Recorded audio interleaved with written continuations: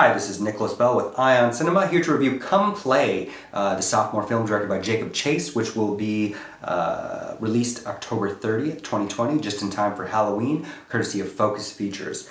Mr. Chase's first film, The Four-Faced Liar, won Best First Feature at Outfest, and his latest film is based on his 2017 short, Larry, which, come to find, is the monster that is trying to take control of a young boy.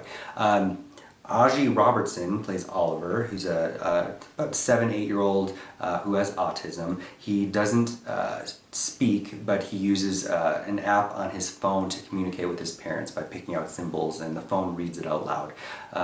And one evening, this app seems to take over his phone of a children's story called Misunderstood Monsters, where we learn that there's Larry, who looks a lot like the Slender Man, who's a very lonely creature, and the more you read through his story, the closer Larry gets and travels through electricity and all the lights go off in the house.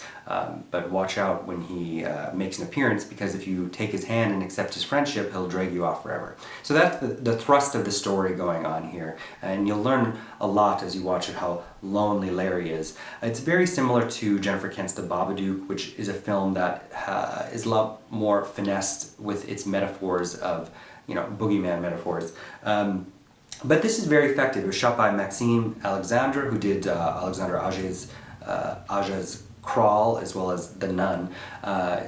Looks great, even though there's a familiarity to the visual presentation of Larry. It works. It's creepy. It's weird.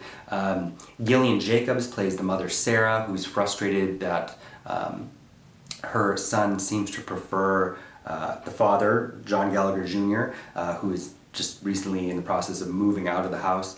So it's a light story, Spielbergian even, of fractured families being haunted by a presence. I really appreciated the use of the autistic protagonist to nail communication issues, which I think are related in a kind of profound way. Jacobs, who she was just in I Used to Go Here, is often a droll, deadpan character. It was nice to see her in a dramatic role. Azhy Robertson, who was recently in Noah Baumbach's Marriage Story, is fantastic as the young lead.